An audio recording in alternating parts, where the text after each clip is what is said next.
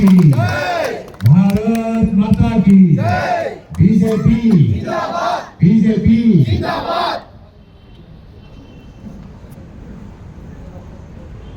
Bharatiya Janata party प्रतिजन आत्मीयतार कारण एक पवित्र दिन आज 6 एप्रिल तारीखे 1980 চনৰ 6 এপ্ৰিল তাৰিখে ভাৰতীয় জনতা পাৰ্টি প্ৰতিষ্ঠা হৈছিল আৰু এই পাৰ্টিৰ ৪৭ সংখ্যক স্থাপনা দিৱসৰ পবিত্ৰ শুভ মুহূৰ্তত মই দলৰ লক্ষ লক্ষ কাৰ্যকৰ্তা সমৰ্থক শুভাকাংক্ষী আন্তৰিক শুভেচ্ছা আৰু অভিনন্দন। बोलो बोलो बोलो भारत माता की भारत पताका उत्तोलन करार कारण अनुरोध जनाइছো জনতা পাৰ্টিৰ ৪৭ সংখ্যক প্ৰতিষ্ঠা দিৱস সমগ্ৰ দেশজুৰি আমি উদযাপন কৰিছোঁ। মোৰ কাৰ্যকৰ্তাই আপোন দলটোৰ প্ৰতিষ্ঠা দিৱসত এক উৎসৱমুখৰ পৰিৱেশত মুঠে মুঠে মণ্ডলে মণ্ডলে জিলায় জিলায় আজি এই প্ৰতিষ্ঠা দিৱস উদযাপন কৰি আছে। আমি সকলোৱে আজি গৌৰৱান্বিত যে বিশ্বৰ সৰ্ববৃহৎ ৰাজনৈতিক পক্ষৰ ৰাজনৈতিক দল ভাৰতীয় জনতা পাৰ্টীয়ে গৌৰৱময় ৪৬ বছৰ পাৰ কৰিলে। এই ৪৬ বছৰ আমাৰ কাৰণে প্ৰত্যাহ্বানেৰে ভৰা আছিল। সকলো প্ৰত্যাহ্বানক নেওচা দি ভাৰতীয় জনতা পাৰ্টীৰ দেৱতুল্য কাৰ্যকৰ্তাসকলে আমাৰ সন্মানীয় নেতৃত্বই দলটোক কাশ্মীৰৰ পৰা কন্যাকুমাৰী গুজৰাটৰ পৰা অৰুণাচল প্ৰদেশলৈ বিস্তৃত কৰিলে, সম্প্ৰসাৰণ কৰিলে।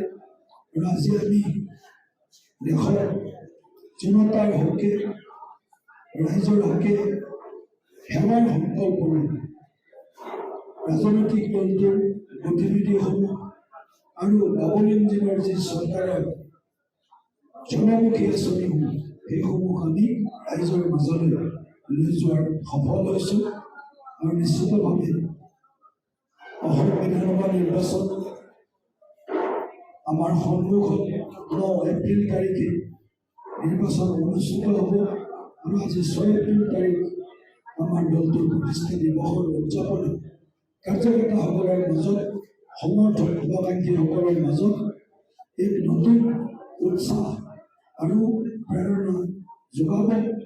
মই এই চেগতে আমাৰ দলৰ প্ৰতিগৰাকী কাৰ্যকৰ্তা সমৰ্থক শুভাকাংক্ষী শুভেচ্ছা অভিনন্দন জ্ঞাপন কৰিছোঁ।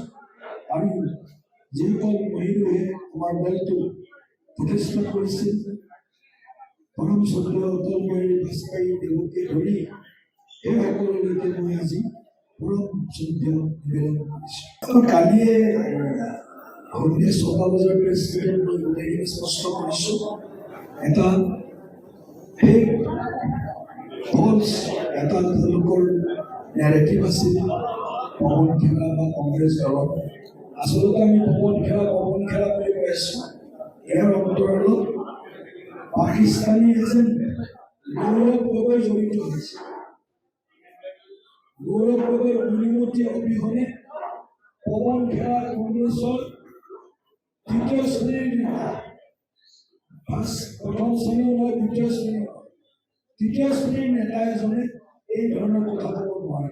যদি গৌৰৱ গগৈ হা নকৰে, গ্ৰীণ ছিগনেল নিদিয়ে, গৌৰৱ গগৈ ডাঙৰীয়াৰ যি নিজ মানসিকতা তাকহে আমি আজি তীব্ৰ ধিক্কাৰ দিছোঁ। গোহাঁই ঘৰত কোন মই কল খোৱা নাই, কোন হলুদে মই কল খোৱা নাই বুলি কৈছে। বোলে গৌৰৱ গগৈ গোহাঁই ঘৰত কোন মই কল খোৱা নাই। গৌৰৱ গগৈ নে একদম গৌৰৱ গগৈ এইকেইদিন মানসিক অসন্তুলন হৈ গৈছে। কংগ্ৰেছৰ নেশ্যনেল লিডাৰশ্বিপে অসমৰ এই নিৰ্বাচনত কম কেছ আছে। অসমত কংগ্ৰেছৰ গাড়ী নগলিব বুলি তেওঁলোকে ইতিমধ্যে সুন্দৰভাৱে বুজি পাইছে।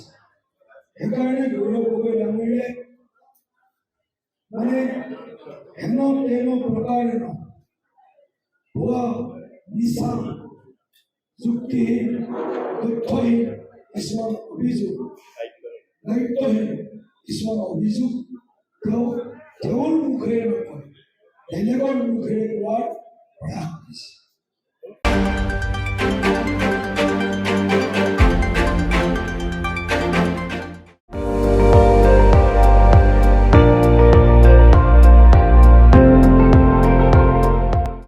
আপুনি চাই আছে ND24 সৰ্বশ্ৰেষ্ঠ নহয় সৰ্বোত্তমৰ দৌৰ।